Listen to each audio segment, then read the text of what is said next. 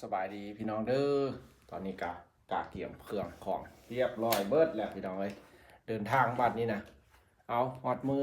ฮอดยามแล้วเดี๋ยวสิไปหาหมู่บัดนี้นะพี่น้องเลยไปสมทบกัน10 คนพี่น้องเดี๋ยวกันจากซีถ่ายเบิกอีกบาทหนึ่งพี่น้องอันนี้ก็อยู่เฮือนเฮากำลังลงเครื่องกำลังเกี่ยมพี่น้องนี่กระเป๋าแพ็คครบแน่3-4 อันฮอดมือฮอดยามไปบาทนี่นะไปหาหมูอันนี้มันของเฮา3 อย่างพี่น้องเอ้ย3 อย่างนี่กระเป๋าเป้หลังอันนี้ก็หอดเฮือนอยู่บนนี้ขาดละอันนี้กระเป๋าเป้หน้านี่กระเป๋าลากพี่น้องอำลาพาจากดินแดนรัสเซียบาทนี่หอดมือหอดยามแล้วไปเดินทางไปสนามบินก่อนพี่น้องบาทนี้นะแล้วไปเจอกันอยู่บ้านเฮาพี่น้องเลยนี่แหละนี่ก็คือชีวิตอยู่รัสเซียพี่น้องเลยถ่ายไปเบิ้งเลยซะการชีวิตเดินทางของเฮาบัดเท่าบัดแก่แล้วจังมาเบิ้งเด้ออยู่นี่พี่น้องเลยแล้วก็สิถ่ายหมู่คู่อีกพี่น้องแล้วเจอกันอยู่บ้านเฮาเด้อแล้วก็สิถ่ายอัปเดตให้เบิ้ง2 มื้อพี่น้องเอ้ยการเดินทาง2 มื้อ3 มื้อ2 คืนพี่น้องเอ้ยแล้วจะเจอลองเบิ้งสิเป็นจังใดพี่น้องเอ้ยสิฮอดปลอดภัยจะได้ลองเบิ่งเนาะสภาพอากาศบ้านเมืองว่าสิเป็นจังไดเนาะการเดินทางของเขาสิคือรุ่นน้องเมื่อบ่หรือว่าสิคือจังไดพี่น้องถ้าเบิ่งติดตามบ่มีให้ฮู้อนาคตนี่ฝากเป็นกำลังใจเด้อพี่น้องเด้ออันนี้ก็แม่นเฮาอยู่เฮือนนี่กำลังสิลงไปหาหมู่พี่น้องแล้วก็สิออกไปสนามบินไปจ้างแท็กซี่แล้วก็เดินทางต่อสิถ่ายเป็นบันทึกชีวิตของเฮาในการเดินทางครั้งหนึ่งชีวิตอยู่รัสเซียจะมันเป็นตาหัวเลยพี่น้องเจอกันเด้อพี่น้องฝากเป็นกำลังใจเด้อการเดินทางปีหน้าปีหลังกระเป๋าลากอีก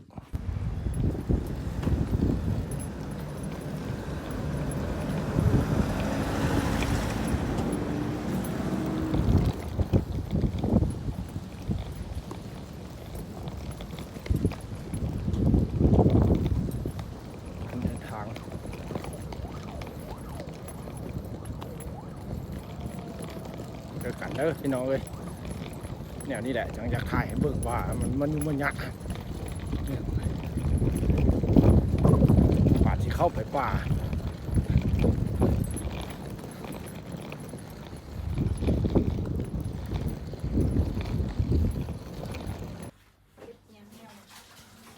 เห็ดเท่เห็ดอย่างหลาย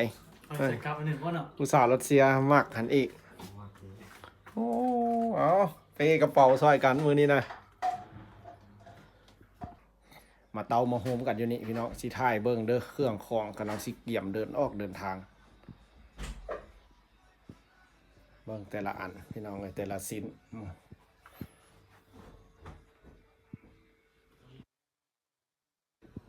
เรียนทรายลายพี่น้องเลย1 2 3 4เอานี่ปอ5 6 7 8 9เดี๋ยวจะน้อยไปสั่งแท็กซี่ไปสนามบินอันนี้เรามาเตามาโฮมกันก่อนพี่น้องเซ็กเครื่องเซ็กของกันเบิด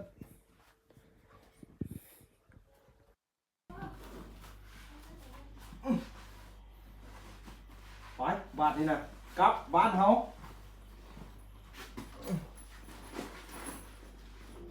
กระเป๋าดำน้อยโอ้ยเด็กพี่น้องเนี่ยไปพี่น้องกลับบ้านเฮาบาทนี่นะ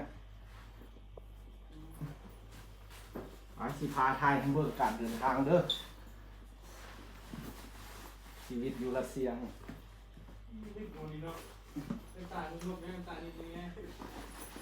ป่าไปป่าเนาะเข้าป่าเนาะมาน้ำมา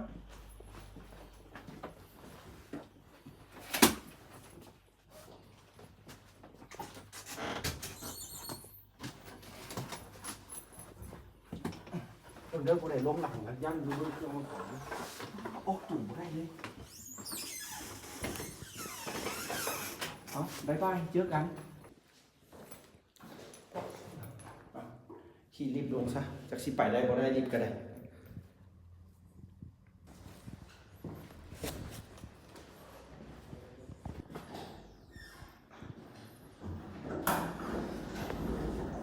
มาพอดีนี่นะ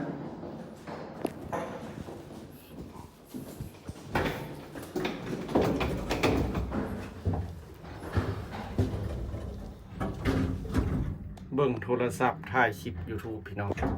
เอาพูดอ่ะเนี่ยนี่ได้พี่น้องเลยผ่านแดดผ่านฝนขนาด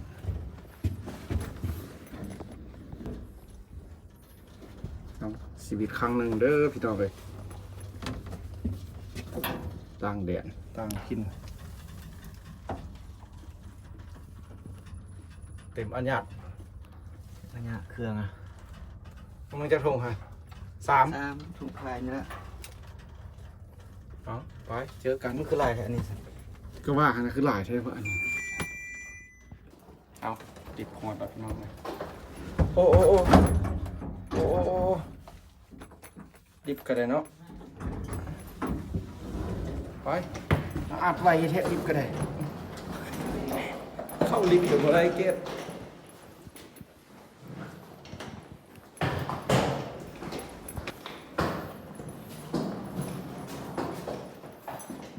กระเป๋าหิ้วมึงอยู่ใส่ถ่ะกระเป๋าหิ้วเปน่าบุนี้นี่กระเป๋าแนวนี้นะ โถงเลยอยากเข้าไปหิ้ว กูก็ว่าอยู่ยานมึงให้หิ้วอยู่ ไว้เข้าไปหิ้ว ตายจนสิหงายหลังเนาะเถิงเนาะกระเป๋าจนใหญ่กว่าคนอ๋อกระเป๋าหน้าบ่ได้เลยยันได้ทิ่มแหละไอ้นี่นะเวียนแล้วเอาถ้ารุ่นเบิ่งพี่น้องตอนนี้กำลังเสกว่าเครื่องหันคือสิแบบกระเป๋าตัวที่เปหน้านี่คือสิบ่ได้สิได้แต่ทางหลังแล้วกับกระเป๋าลากพี่น้องเลยการได้จอนเครื่องกันอยู่สนามบินนี่แหละเอาจังพาเบิ่งเด้อพี่น้องอันนี้ก็ถือว่าพวกเขาลงมานี่ยังกำลังสิเกี่ยมแท็กซี่ไปพี่น้องเลยรถมาละพี่น้องแท็กซี่มาละ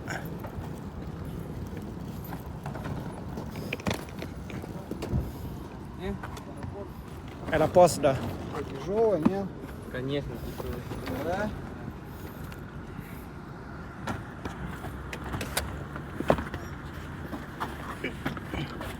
Аккуратненько, аккуратненько. E seu moça? Aí, ó.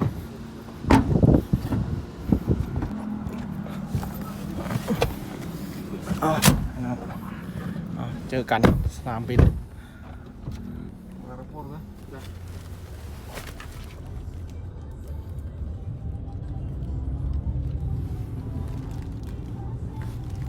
ชีวิตเดินทาง25 นาทีสนามบินเมืองจูเมน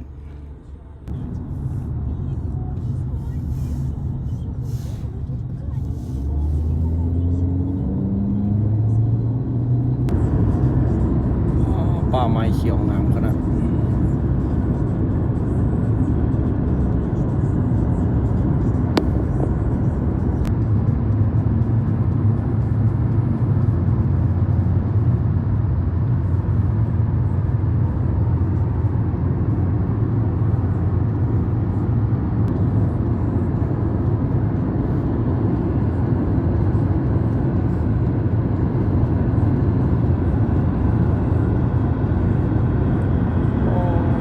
ป่าไม้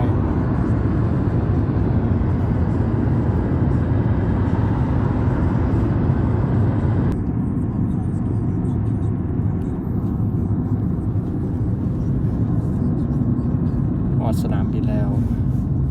20 นาทีโอ้โถยนต์โซเวียต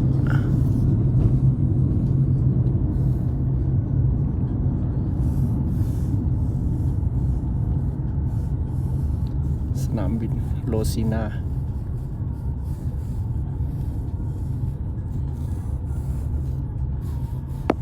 เอาเตรียมจอนเครื่องก่อนเด้อพี่น้อง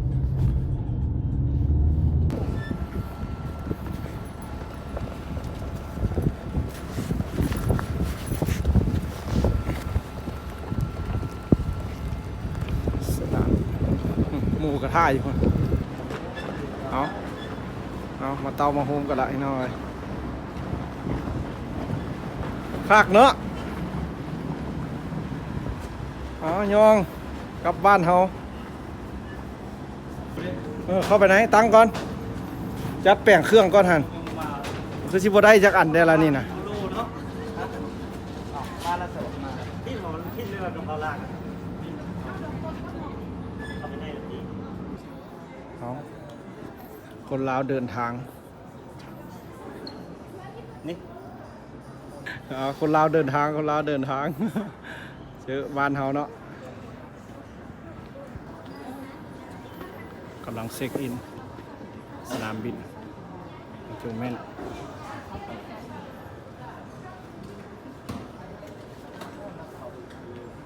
เช็คอินด่านแรกเช็คอินแต่ละคนพี่น้อง10 คนเดินทางแต่ละคนก็ผ่านแล้วได้ละไปขึ้นเครื่องท่ายัง3 คนเช็คครับพี่ด้านแรกผ่านเช็คอิน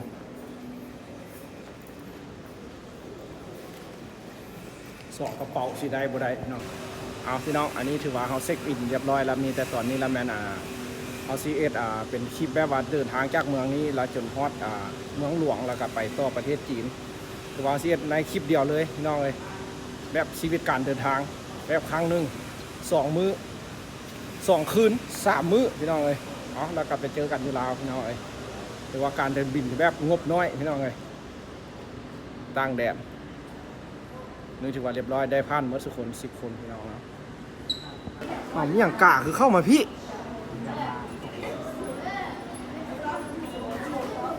มีกาเนาะอยู่ใน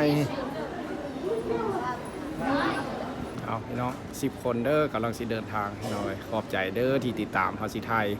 ชีวิตให้เบิ่งพี่น้องการเดินทางของพวกเขา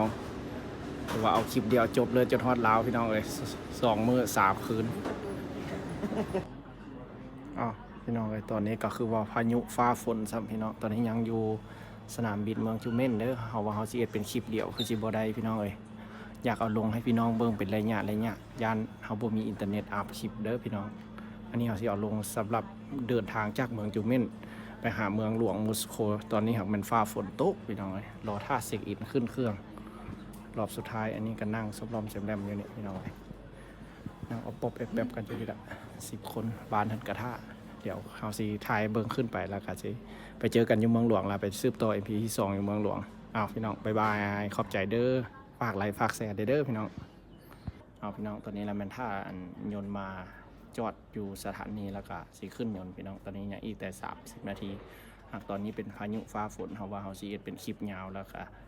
คือเฮาญาติอินเทอร์เน็ตบ่มีเฮาสิบ่ได้อัพให้พี่น้องเบิ่งแล้วเฮาก็สิเอาลงเลยจากเมืองจูเม่นหาเมืองหลวงการเดินทางเด้อพี่น้องฝากเป็นกำลังใจเด้อพี่น้องตอนนี้ก็นั่งซุ่มกันอยู่นี่หลายคน